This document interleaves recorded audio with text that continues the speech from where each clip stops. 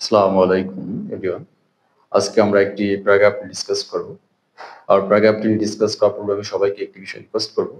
তোমরা যারা আমার ইউটিউব চ্যানেলটি এখন সাবস্ক্রাইব করো নাই, ইনশাআল্লাহ সাবস্ক্রাইব করে পাশে থাকবে। So let's go started. দেখো, আজকের প্যারাগ্রাফটি হচ্ছে এ ফার্মার, একজন কৃষক, অর্থাৎ একজন কৃষকের জীবনটা কেমন সেটা নিয়ে আজকে আমরা ডিসকাস করব। দেখো এখানে কি আছে।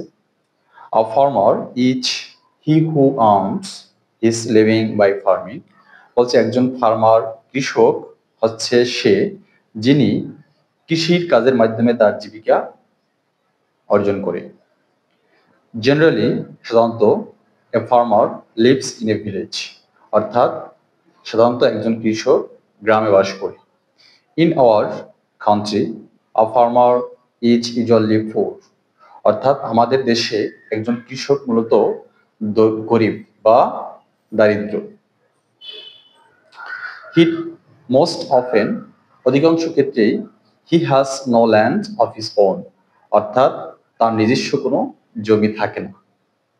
সো সুতরাং হি কাল্টিভেটস, সে চাষ করে, দ্য ল্যান্ড অফ আদার্স, অর্থাৎ অন্যের জমি চাষ করে। তারপর দেখো, he leads a very poor life, সে একটা খুব গরিব জীবন লিড করে। He does not get enough food to eat, অর্থাৎ সে খাবারের জন্য যথেষ্ট খাবার পায় না খাওয়ার জন্য। সামটাইমস, মাঝে মাঝে, he has a little land, মাঝে মাঝে আবার কিছু কৃষকের মানে সামান্য জমি থাকে। He gets up early in the morning and goes to his lands, অর্থাৎ একজন কৃষক খুব সকালে ঘুম থেকে ওঠে এবং সে তার মাঠে চলে যায়। হি ওয়ার্কস, সে কাজ করে, হার্ড অন হিজ ল্যান্ড, তার জমিতে, ফ্রম ডন টু ডাস্ক, অর্থাৎ সে খুব সকাল থেকে সন্ধ্যা পর্যন্ত তার জমিতে কঠোর পরিশ্রম করে।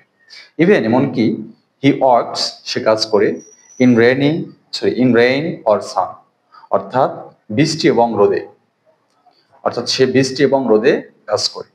মোস্ট অফেন, অধিকাংশ ক্ষেত্রেই, আ ফার্মার ইজ ইলিটারেট, অর্থাৎ অধিকাংশ কৃষকই হচ্ছে অশিক্ষিত।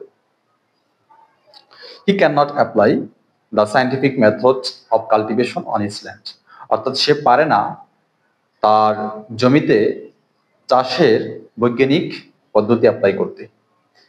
The lots of a farmer depends on the Wim of nature, অর্থাৎ অধিকাংশ কৃষকই নির্ভর করে প্রকৃতির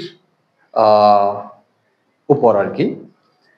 সামটাইমস, মাঝে মাঝে, ক্রপস ফেইল, অর্থাৎ শস্যটা ফলাতে ব্যর্থ হয়, ডিউ টু, কারণে, কিসের কারণে, ন্যাচারাল ক্লামিটিস, প্রাকৃতিক বিপর্যয়ের কারণে, যেমন যেমন ড্রট, খরা, অ্যান্ড ফ্লাডস, বন্যা। দেন তারপর the misery of a farmer, অর্থাৎ একজন কৃষকের দুঃখটা, বেগার্স ডিসক্রিপশন, অর্থাৎ বর্ণনার বাহিরে। The driving force of our economy is agriculture, অর্থাৎ আমাদের অর্থনীতির চালিকা শক্তিটা হচ্ছে কৃষি।